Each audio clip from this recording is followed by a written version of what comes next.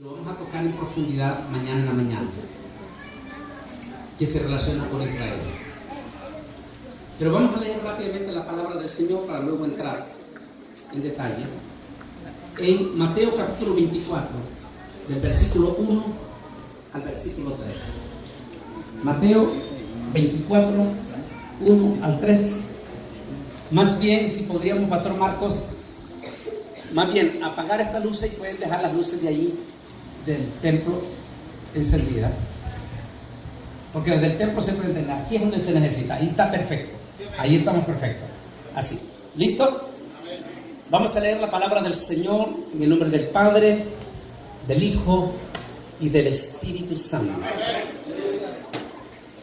Fíjense que a veces a mí no me gusta forzar, pero en algunas iglesias o eventos donde he ido, muchas veces cuando se va a leer la palabra del Señor, muchos no se ponen de pie. Yo no lo voy a obligar eso, pero fíjense qué bonito cuando se ponen de pie, por una sencilla razón: significa reverencia a la palabra.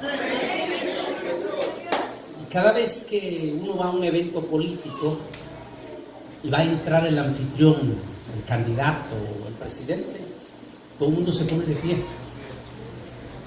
porque se considera un irrespeto recibir al candidato sentado.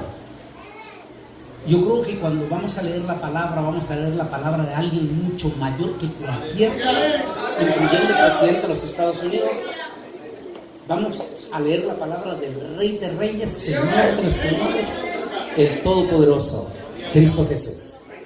Dice así la palabra: Jesús salió del templo y cuando ya se iba, se acercaron sus discípulos para mostrarles los edificios del templo. Respondiendo él les dijo: ¿veis todo esto?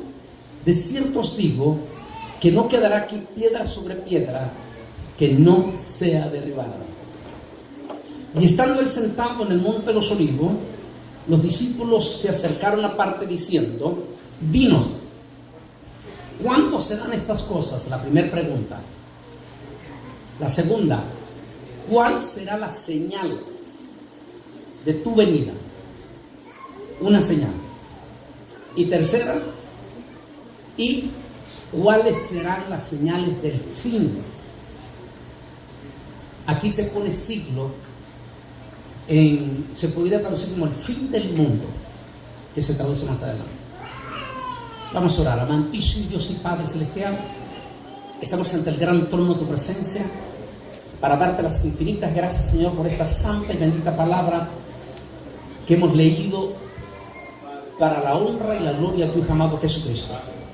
Que su palabra, Señor, no regrese a usted vacía, sino que dé fruto para los corazones a los cuales va a ser enviada en esta tarde.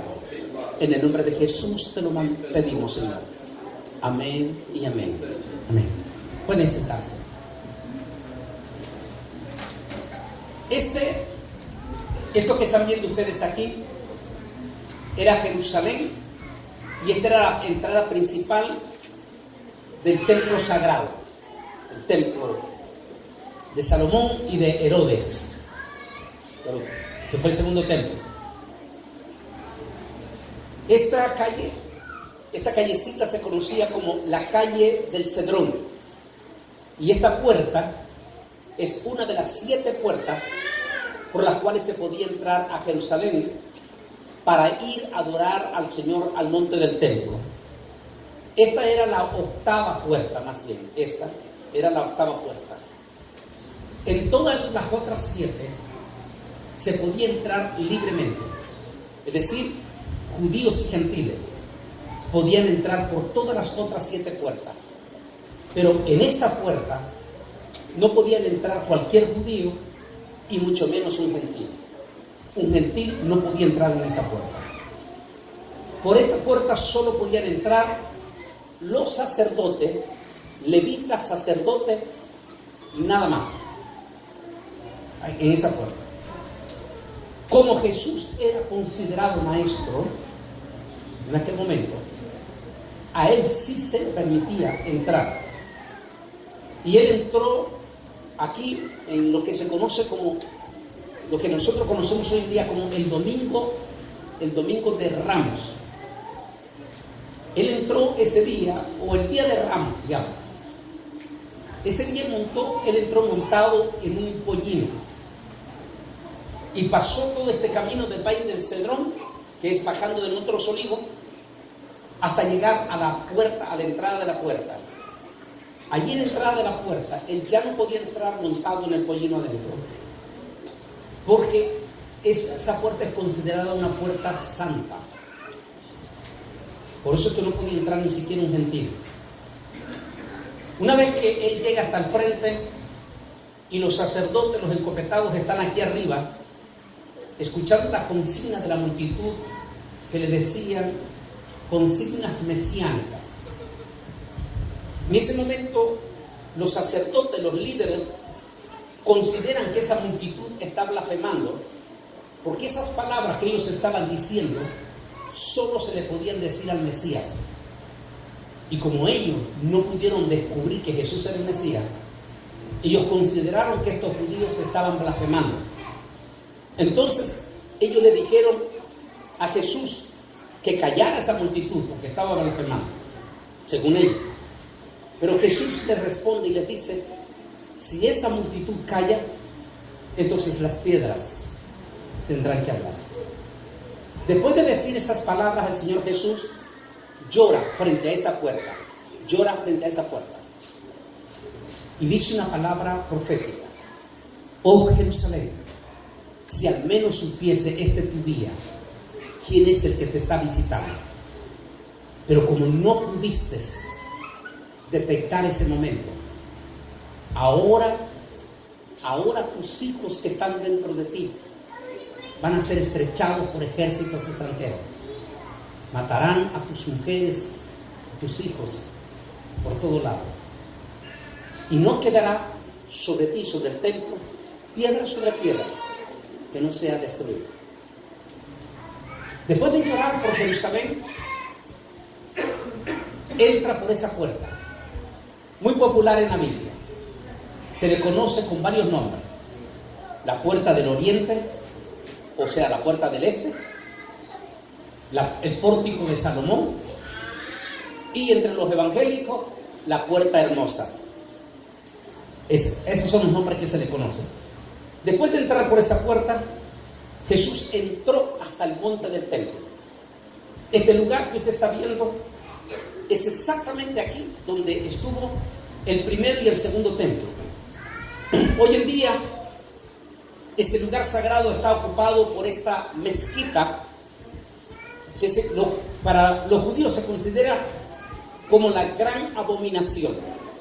¿Por qué la gran abominación?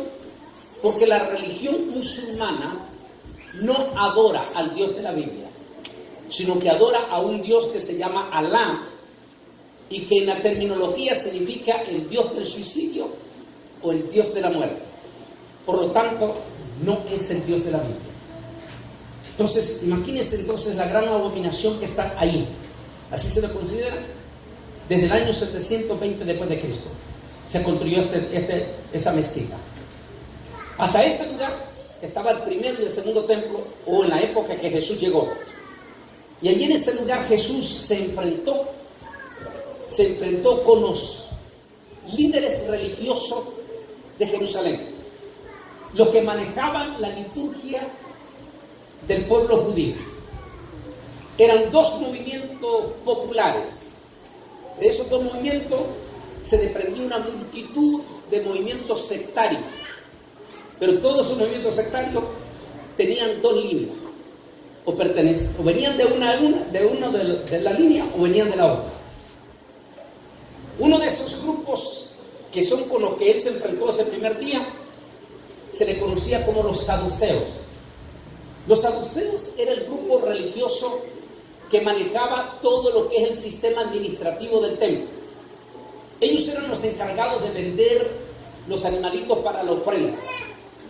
Cabe mencionar que es un grave error para el montón de neófitos de las redes sociales que a veces se quieren presentar como que si fueran la última Coca-Cola del desierto, y se ponen a hablar cosas que no saben. Por ejemplo, no es verdad que era pecado vender dentro del templo, no, porque Dios mismo lo había establecido. Cuando Dios le dice, ¿por qué habéis hecho la casa de mi padre cueva de ladrones? No es que los está condenando porque está vendiendo, sino que los estaba condenando porque ellos estaban abusando de la fe del pueblo.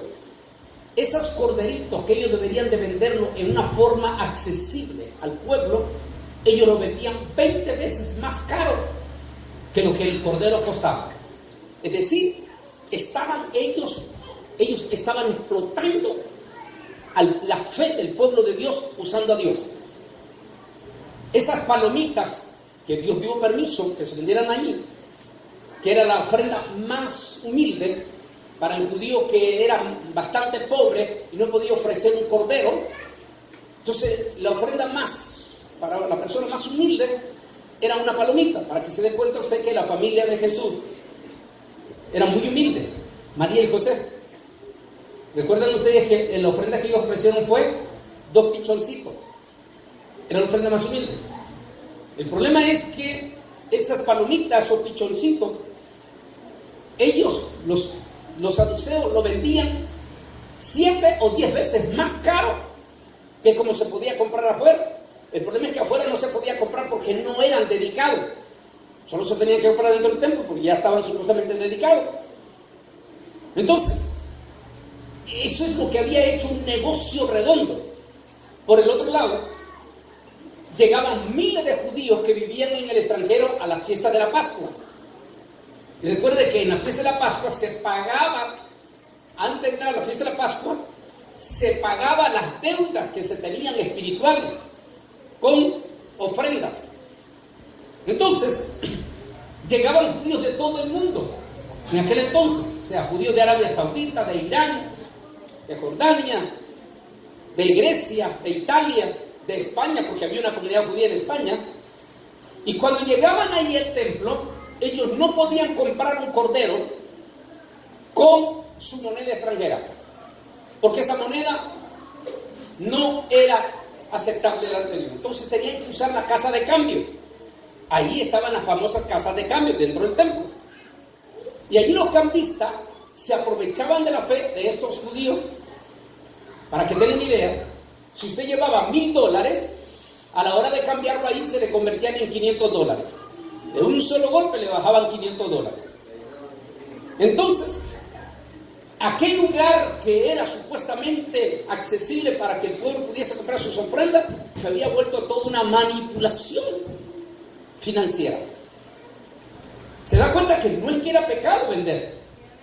El pecado era que estaban explotando el nombre de Dios al pueblo. Porque de lo contrario Dios no hubiera permitido desde el comienzo las ofrendas. O sea, el presentar los corderos, presentar las palomitas y todo. Ahora entonces, Jesús se enfrentó con esos administradores que se habían vuelto multimillonarios.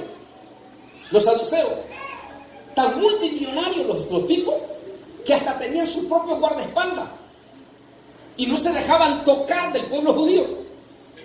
Eran intocables. Estos elementos eran tan millonarios que eran súper soberbios. No saludaban a cualquier judío. Se aparecían en público, hablaban, hacían su show y desaparecían.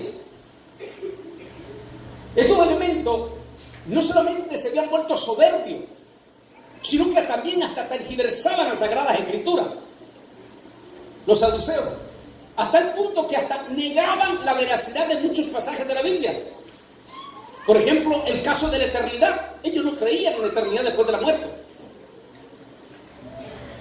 A ese grupo Jesús se enfrentó ese día, como vemos aquí en la imagen, y los desafió públicamente y les dijo: ¿por qué habéis hecho de la casa de mi padre cueva de ladrones?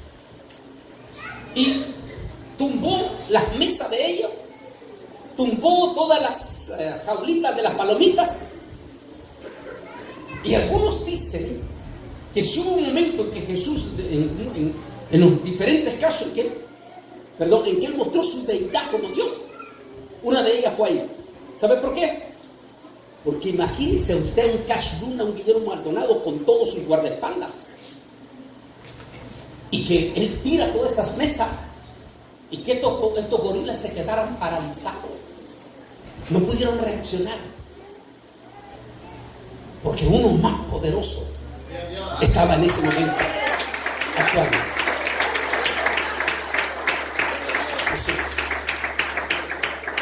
allí mostró su deidad, que era Dios en ese momento.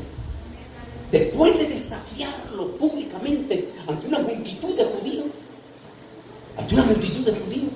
esos religiosos rechinaron sus dientes.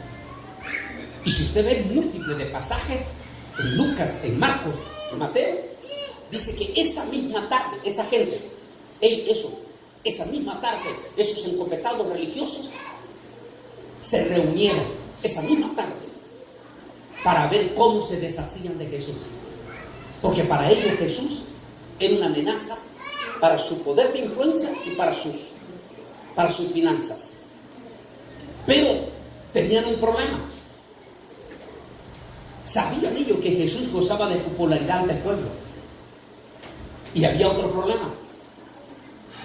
Para que ellos pudiesen deshacerse de Jesús, necesitaban unirse con el otro grupo religioso, que es el que les voy a mostrar ahora. El otro grupo religioso.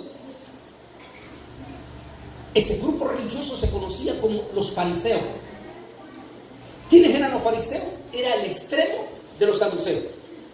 Los saduceos eran los liberales, que hasta negaban verdades de la Biblia. Eran ultraliberales. Pero los fariseos eran los super religiosos. Eran el otro extremo. La misión de los fariseos no eran los millonarios, pero sí eran los hombres de mayor influencia en la mayoría del pueblo judío. La misión de los fariseos era hacer que el pueblo entrase al templo a adorar y que se respetase la liturgia dentro del templo. Es decir, que si entraba a adorar a Dios, usted no podía estar dentro del templo utilizando el iPhone. Ya existía el iPhone en aquel entonces. Para darle un ejemplo. Porque eso era un irrespeto contra Dios. Porque estaba dentro de la casa de Dios y dice que en la casa de Dios, cuando se entra, usted tiene que respetar ese lugar. Si usted quiere chismear, por eso tiene 24 horas afuera, porque tiene que venir a la casa de Dios a chismear. Entonces, hasta cierto punto el papel de ellos era bueno en eso. Era asegurarse que cuando usted entrase al templo se respetasen las normas de santidad, de respeto en el templo. Pero el problema es que los fariseos luego empezaron a poner tantas prohibiciones que Dios no había puesto, que luego se volvieron una supercarga, que lejos de dejar que el pueblo entrase a adorar a Dios con libertad, eran tantas las prohibiciones que lo hacía imposible que el pueblo entrase a adorar con libertad. Es decir, pusieron prohibiciones que Dios no las había ordenado. Por eso los saduceos necesitaban a ellos. Y ese grupo lo van a ganar los saduceos el siguiente día, cuando Jesús se va a enfrentar públicamente con ellos y los va a desenmascarar. Fariseos hipócritas, que imponéis grandes cargas pesadas, pero ustedes no las mueven ni con un dedo. Fariseos hipócritas, porque te parecéis a los sepulcros, blanqueados por fuera, pero por dentro estáis llenos de odio, de envidia y de toda clase de mentira. Fariseos hipócritas, porque ni entráis ni dejáis entrar, ni dejáis entrar. Después de Jesús desafía aquello, los expertos dicen que allí los saduceos encontraron al segundo aliado, porque los fariseos quedaron muy mal parados delante de Jesús. El mensaje de esta noche en esa parte es que los extremos son dañinos delante de Dios. Y ustedes que están aquí, Concilio, Pastor Marco y todo, tengan en mente eso siempre como concilio. Los extremos son dañinos delante de Dios. Ni podemos ser liberales, ni podemos ser ultra de eso, porque ambos fueron los dos grupos que se unieron finalmente para crucificar a Jesús. Los dos extremos, fariseos y saduceos, son los que crucificaron a Jesús. Los extremos. La iglesia siempre debe de estar en la balanza. La iglesia debe de estar en el medio, completamente. Y ahí es donde ustedes como concilio siempre tienen que balancear. Todo tiene un límite. Ni puede haber liberalismo, ni puede haber el otro extremismo, sino en la balanza del Señor. Y así, después de salir de eso, Jesús sale otra vez por esa misma puerta que le señalé. Por eso quiero que vuelvan, que todos lean en voz alta, pero de verdad que lo lean en voz alta, porque fíjense que cuando ustedes antes de conocer a Cristo, eran terribles seguidores del fútbol y se pegaban unos grandes gritos allí de las Chivas y del Americanista y yo no sé quién más. Y ahora cuando se quiere leer la palabra de Dios, que pida, no la quieren leer en voz alta. Así que ahora van a leer este pasaje, pero duro, léanlo. 1, 2, 3, léanlo todo, léanlo.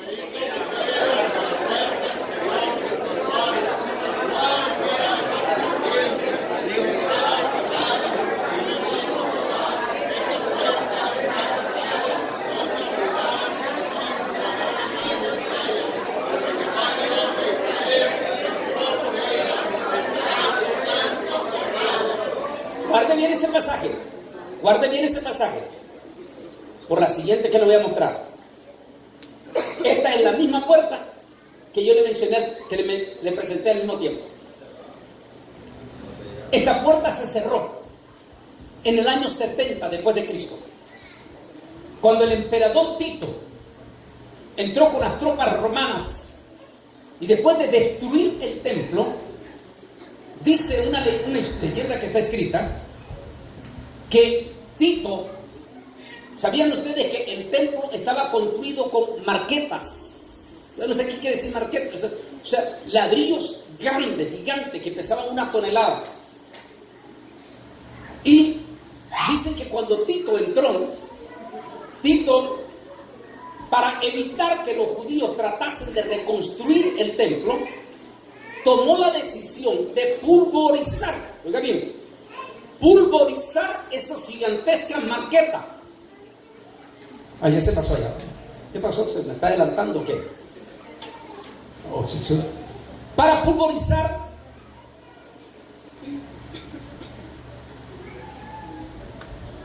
esas marquetas. Sin darse cuenta Tito, al pulverizar esa marqueta, sin darse cuenta, él estaba cumpliendo la profecía de Jesús. ¿Qué había dicho la profecía de Jesús? Que no quedaría piedra sobre piedra que no fuese destruida. Cuando Tito destruyó eso en el año 70 y desoló completamente el monte del templo, llegó un grupo de religiosos que cada año yo llevo grupos a Israel de estudio y nos metemos allí en Qumran para hablarles de los misterios de los rollos del Mar Muerto. Se dice, por supuesto que no lo hacen público, pero eso está parte de los misterios del Mar Muerto. Se dice que un grupo de celotes, del Qumran, que se conocían como mesiánicos. ¿Por qué mesiánicos? Porque quería decir los que creían en la venida del Mesías. Se dice que los celotes se convirtieron a Jesús. Por supuesto, eso se mantiene en silencio, porque los celotes es el orgullo nacional del pueblo judío. Ahora, hay poderosas razones para aceptar esa hipótesis. ¿Sabe por qué? Porque uno de los 12 apóstoles se llamaba Simón el celote. Bueno, se dice que el líder principal de los celotes llegó en el año 70 junto con todos los de Qumran. Y al ver la desolación, se acordaron de la palabra de Jesús y tomaron la decisión de construir esa puerta. Esta no es la original. La original está bajo 8 metros, pero esta es igualita. Construir esta puerta, esto ya lo construyeron los musulmanes, Porque tampoco los musulmanes se quisieron meter en problemas por la sentencia que dieron los celotes. Entonces, continuaron esta puerta así y la sellaron y lanzaron una maldición. Maldito todo aquel que se atreva a entrar por esa puerta. No podrá entrar, estará sellada. Porque Dios entró por esa puerta y solo se abrirá cuando Él regrese. Miren qué lindo, ¿no? ¿Se acuerda ahora el pasaje que leyó? ¿Quieren leerlo ahora de nuevo, de oír esta explicación? ¿Quieren leerlo? ¿Quieren leerlo de nuevo? Leanlo.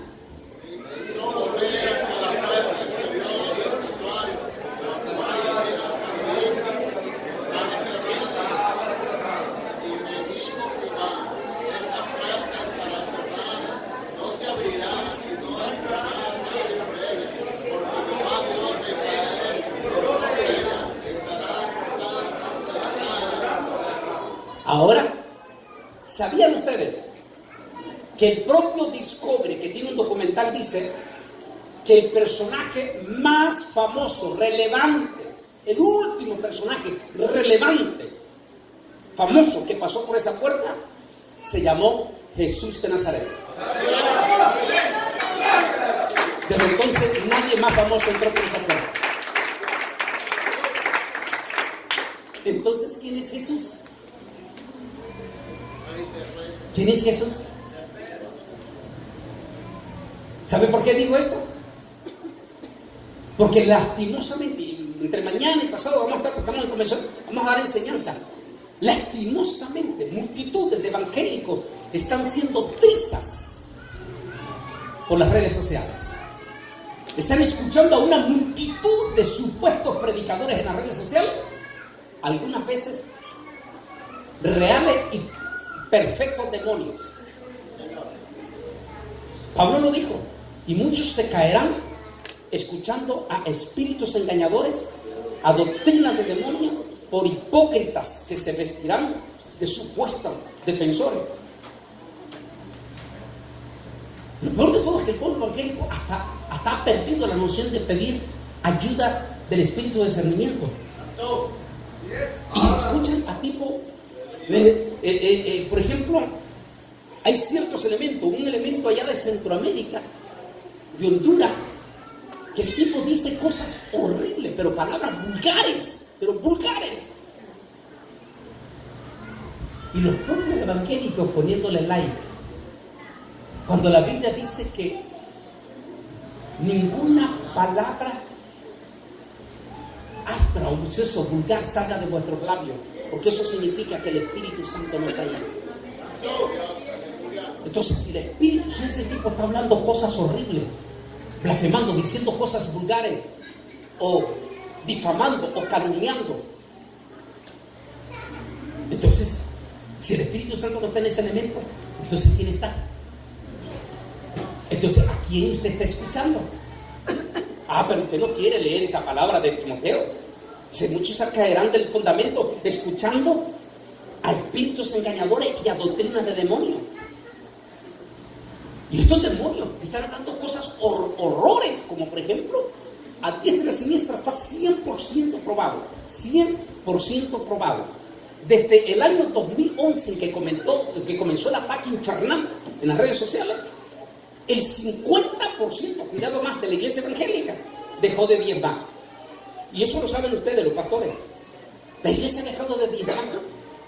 ¿Y sabe por qué? Porque han empezado a escuchar a esos demonios. Son demonios.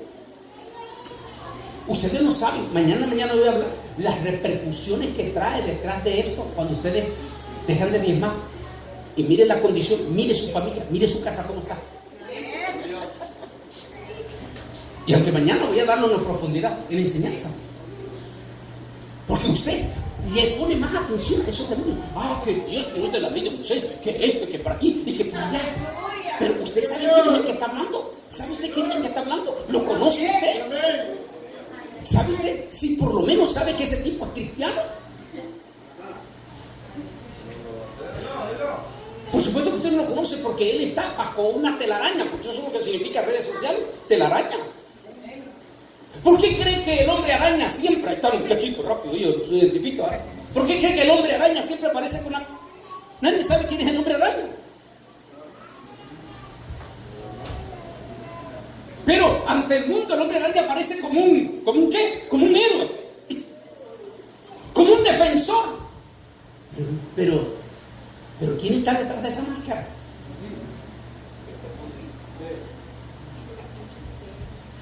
Esas son las redes sociales. Esa es la gente que usted está viendo en las redes sociales. Y esos elementos hablan en contra del diezmo, en contra del rapto, en contra de la deidad de Jesús. Y ellos están enseñando que Jesús no es Dios. Que Jesús, si fuera Dios, entonces ¿por qué dice siéntate a mi diestra? Y a los evangélicos dicen, sí es cierto, mira, sí es cierto. Pero ni siquiera se han indagado de investigar qué significa mi diestra en la terminología hebrea. Si usted quiere saber que Jesús era Dios, en ese pasaje que leyó, ahí está comprobado. Porque el último personaje que entró por esa puerta se llamó Jesús de Nazaret.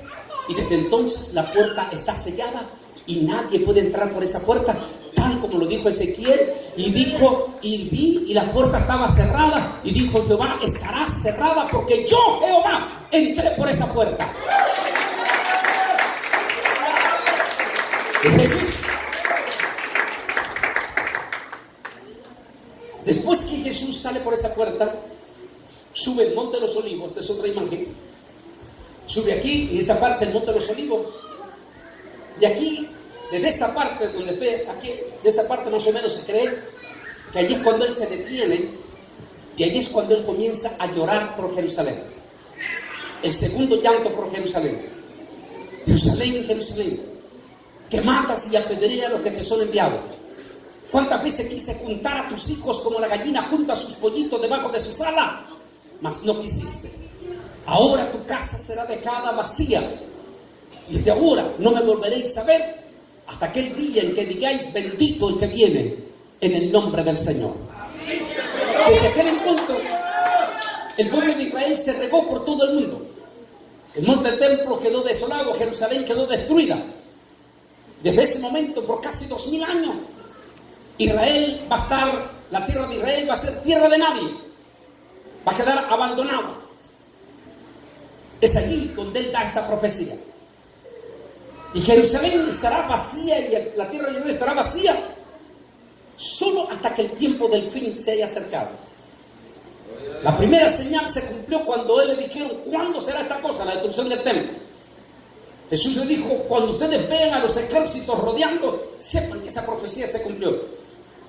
Hoy damos evidencia que los cristianos de Jerusalén fueron testigos de la destrucción del templo, incluyendo algunos de los apóstoles. La segunda pregunta viene y le dice, ¿cuál será la señal del fin? Del fin de una generación. Y ahí es que cuando Jesús entra y dice, vamos a entrar rápidamente aquí, ya hablé un poco de eso. Dice, Jesús dijo, de la higuera aprendan ustedes la parábola. Cuando ya su rama está tierna y brotan las hojas, sabéis que el verano está cerca. Aquí Jesús menciona la higuera. La higuera representa al pueblo de Israel. Cuando la higuera volviera a retoñar, el retoño de la higuera, uno de los 7 árboles frutales que nacen silvestres en Israel. ¿Qué quiere decir silvestre? Que no se necesita sembrar, nacen solos. Entre esos 7 árboles frutales y vegetales está la higuera. Ahora, ¿por qué la higuera se compara con Israel? Porque la higuera, junto con el olivo, son los 2 únicos árboles de esos 7 que se pueden cortar y vuelven a retoñar. Se cortan y vuelven a retoñar. Israel es el único pueblo en todo el planeta Tierra que ha sido desarraigado de su propia tierra y ha vuelto a ser insertado en su propia tierra. Tuvieron 470 años fuera de su tierra, allá en Egipto, y al cabo de 470 años después volvieron a resurgir en su tierra. Fueron enviados al exilio a Siria y a Babilonia, Y al cabo del tiempo volvieron de nuevo a resurgir en su tierra. Y después de Cristo estuvieron 2000 años fuera de su tierra. 2000 años fuera de su tierra. Y después de 2000 años, aquel 14 de mayo de 1948, vuelve a nacer la nación judía.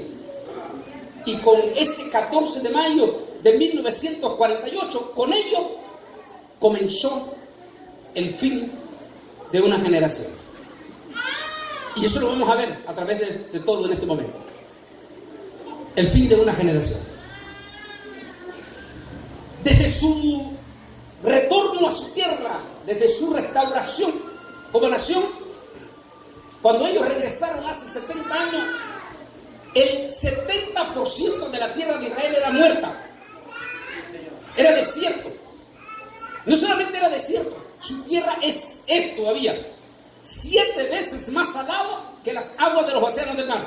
O sea, una tierra amarga. Y esa tierra amarga, Dios le ha dado vida a ese desierto.